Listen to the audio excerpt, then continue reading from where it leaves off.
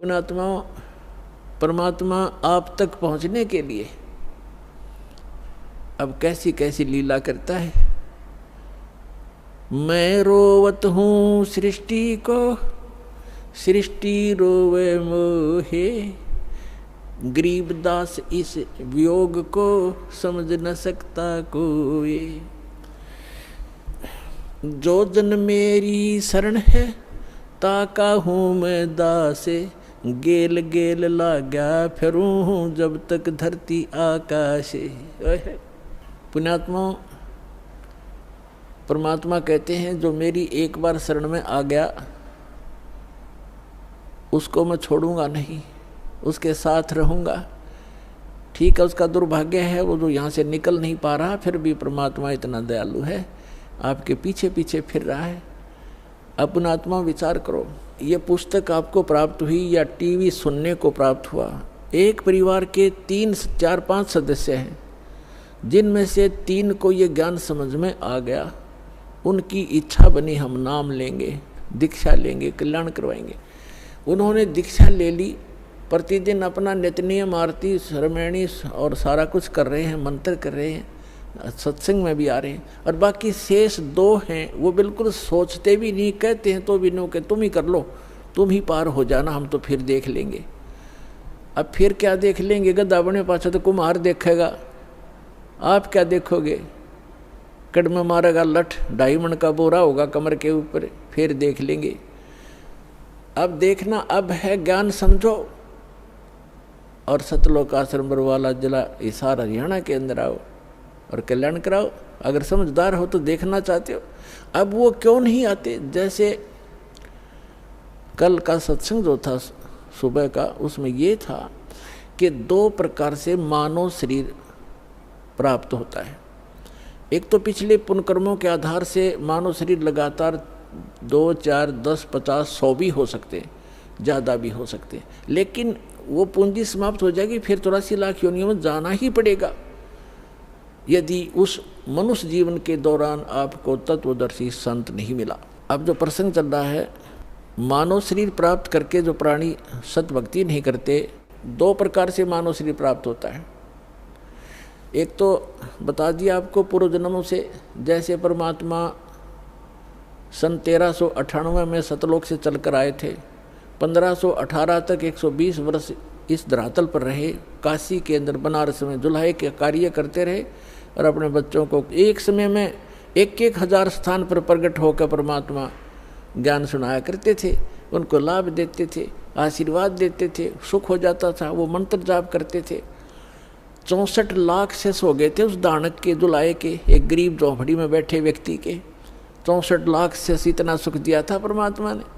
तो उस समय आपको चार्ज कर गया भगवान, कबीर भगवान, और उससे आपके मनुष्य जीवन होते हुए आ रहे 64 लाख शेष थे उस टाइम। 64 लाख, ना कोई मीडिया था, ना कोई माइक स्पीकर था। वो परमात्मा असंख्य रूप बना सकता है। तो जिस कारण से उसने आप सभी को चार्ज किया, आपके मनुष्य जीवन होते हुए आ रहे हैं और आप पूजाएं भले ही दूसरी करते रहे, लेकिन पूर्व जन्म की बैटरी चार्ज थी, आपको सुख मिलते रहे। फिर भी कोई दुख क्रम का आता है तो आप इधर उधर भागते रहे, कोई मंदिर में, कोई गुरुद्वारों में, कोई पहाड़ों पर, कोई गुफाओं में, या किसी संतों की खोज करते रहे। उससे लाभ कुछ नहीं होना था आपको। और दूसरी प्रकार के जो व्यक्ति हैं, आपको बताया कि जैसे एक तो 84 लाख सभी प्राणियों के शरीरों में से गुजर के निकल के एक मानव शरीर टर्न वाइज मिलता ही मिलता है, स्त्री या पुरुष का। तो जो ऐसे 84 लाख योनियों से निकल कर आए हैं वो काल के पक्के हैं, वो काल की फर्द में चढ़ गए, वो काल की रजिस्ट्री में है। अब वो भक्ति नहीं कर सकते। एक परिवार में 3 नाम ले चुके हैं, सत भक्ति कर रहे हैं, उनको समझा रहे वो कि ठीक ठीक तुम कर लो।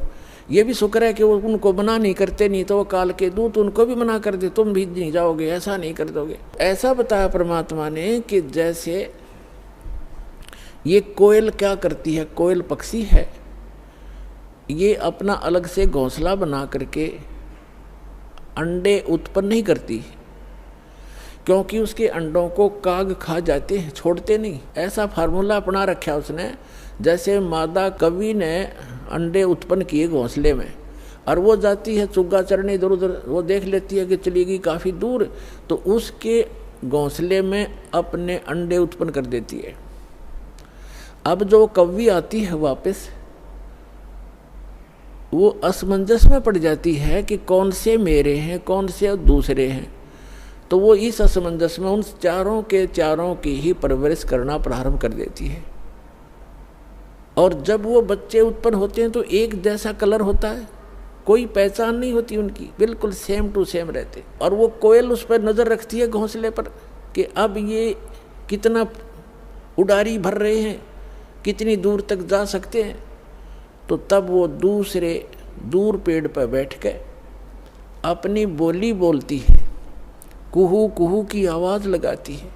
जो कोयल के बच्चे होते हैं उनको प्रभाव होता है उनका, वो एकदम ऐसे ऐसे देखते हैं। जब वो फिर बोलती रहती है तो उड़कर वो अपनी माँ की बोली से आकर्षित होकर अपनी माँ की तरफ उड़कर चल पड़ते हैं।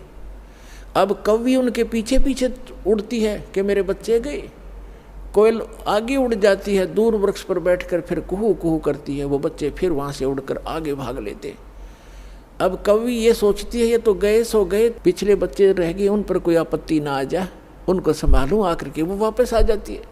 तो कहने का भाव ये है कि उस घोंसले में 4 बच्चे थे, 2 कोयल के 2 काग के। कोयल वालों के वहाँ बोली असर कर गई, काग वालों के वहाँ में भी नहीं, वो देख नहीं रहे, वहीं बैठे आराम से।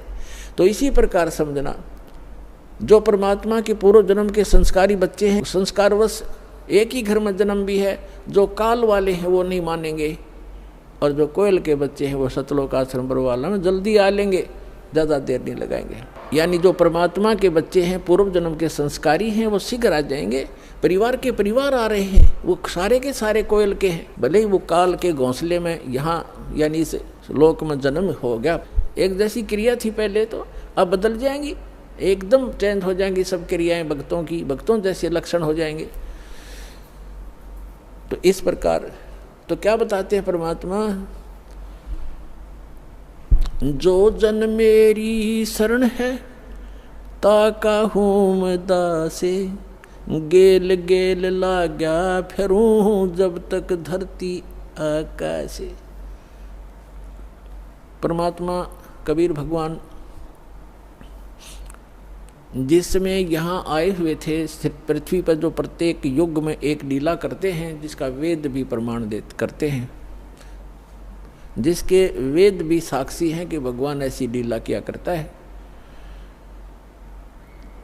तो उस लीला में जो दूसरे टाइप की लीला है परमात्मा की, शिशु रूप धारण करके प्रत्येक युग में प्रकट होते हैं। और कमल के फूल के ऊपर, कमल का फूल तो जल पर ही होता है, अंडरस्टूड है कि वो नारायण होते हैं। नार माने जल, आयन माने उस पर आकर विराजमान होने वाले नारायण कहलाते हैं। तो परमात्मा कबीर साहब यानी अमर पुरुष, सत्य पुरुष, आदि पुरुष जिसको कहते हैं, परम अक्षर ब्रह्म, वो ये लीला करता ही करता है। उस लीला को करने के लिए सन 1398 में संवत 1455 ज्येष्ठ सुदी पूर्णमासी को वो परमात्मा सतलोक से चलकर आए थे। और कमल के फूल पर, काशी शहर के बाहर एक तालाब में, सरोवर में विकसित कमल के फूल के ऊपर एक नवजात शिशु का रूप धारण करके विराजमान हुए थे, जैसा कि वो प्रत्येक युग में करते। उसमें नीरू नीमा नाम के मुसलमान जुलाहा थे, वो उठा कर ले गए। वही नीरू नीमा उसी जन्म में ब्राह्मण और ब्राह्मणी थे। गौरी शंकर नाम था नीरू का और सरस्वती नाम था नीमा का। मुसलमानों ने ज़बरदस्ती उनको मुसलमान बना दिया गया था। और वो जिस कारण से पहले वो शिव भगवान के पुजारी थे, शिव जी की कथा करके अपना निर्वाह किया करते थे। और फिर वो सब सुविधा समाप्त हो जाने से वो जुलाहे का कार्य करने लगे थे। और लगभग 20, 30, 40 वर्ष उनको हो गया था वो क्रिया करते, वो जुलाहा प्रसिद्ध हो गए थे। तब परमात्मा उनको शिशु रूप में मिले थे, धीरे धीरे बड़े हुए। और उन्होंने कोई अन्न आहार नहीं किया बालकपन में। कुंवारी गाय का दूध पिया कबीर भगवान ने, कुंवारी गाय ने दूध दिया और परमात्मा दूध पिया करते थे। ऐसे लीला करते ही, और वो ऐसे ही की है उन्होंने। ऐसा भगवान किया ही करता है। तो जब वो बड़े हुए 5 वर्ष की आयु में ही 104 वर्ष के विद्वान पुरुष स्वामी रामानंद ब्राह्मण पंडित, जो वेदों और गीता और पुराणों के मर्मज्ञ माने जाते थे, उसके ज्ञान में छक्के छुड़ा दिए। उस 104 साल के महात्मा ने जब परमात्मा को देखा, सब ज्ञान सुना, चरणों में शीश रखकर कहा था कि मैं भक्त मुक्त हुआ, भरम कर्म भया नाश, और गरीब दास निज ब्रह्म तुम मेरा हो गया दृढ़ विश्वास। सतलोक में जाकर देखा रामानंद जी ने, और फिर वापस देखा तो वही बालक सामने बैठा है, वही अनंत कोट ब्रह्मांड के सिंहासन, कंट्रोलर के सिंहासन पर बैठा था। तब कहा था, दोहू ठोर है एक तू भया एक से दो, और गरीब दास हम कारणे आए हो। मगर आप तो हमारे लिए आए हो, और आप वहाँ भी आप हो और यहाँ भी आप हो। ऐसी लीला परमात्मा कर रहे थे। और फिर क्या बताए हैं कि उस समय धीरे धीरे बड़े हुए, बड़े बड़े विद्वानों के छक्के छुड़ा दिए। लेकिन हमारी आदत है, हम सत्य को स्वीकार करना बहुत ही कम चाहते हैं। जैसे हमारे धर्मगुरु थे, वो संस्कृत के ज्ञाता थे, ब्राह्मण ऋषि मंडलेश्वर, और आम जनता संस्कृत भाषा नहीं पढ़ती थी, केवल ब्राह्मणों को ही शिक्षा ग्रहण करने का अधिकार था। और वो संस्कृत भाषा तो पढ़ लेते थे, लेकिन ग्रंथ समझ में उनके आए नहीं। और परमात्मा 600 वर्ष पहले कहा करते थे कि आप गलत गाइड कर रहे हो इस जनता को, आप वेदों और गीता और पुराणों से भी परिचित नहीं हो। अब धर्मदास जी को जो परमेश्वर ने बताया, और धर्मदास जी को भी सचखंड सतलोक लेकर गए भगवान। इसी प्रकार जैसे स्वामी रामानंद जी को लेकर गए थे, ऐसे आदरणीय धर्मदास साहिब जी को भी परमात्मा सतलोक लेकर गए थे। अपना निज स्थान दिखाया था जहाँ आप रहा करते थे। जब वापस छोड़ा तब धर्मदास जी ने पूछा कि हे भगवान, फिर इसका मतलब तो ये है कि ये वेद और ये कतेब, 4 वेद हैं, 4 ही मुसलमान इस्लाम धर्म की कतेब मानी जाती हैं। जैसे अपने 4 वेद हैं हिंदुओं के, ऋग्वेद, यजुर्वेद, सामवेद, अथर्ववेद, और मुसलमानों की यानी इस्लाम धर्म की माने जाते हैं एक तौरात, जबूर, इंजिल और कुरान। ये कतेब कहते हैं, इनको वेद कहते हैं, पुराणों को, गीता को। तो धर्मदास जी को पता चला कि सचमुच भगवान तो वो है, साकार है, ये है वो परमात्मा, ये है वो स्थान। और ये सभी हमारे धर्मगुरु कहते हैं कि ब्रह्मा विष्णु जी सर्वशक्तिमान है, सर्वश्रेष्ठ हैं, सबके पालन करता है, सबके उत्पत्ति करता है, यह विनाशी है।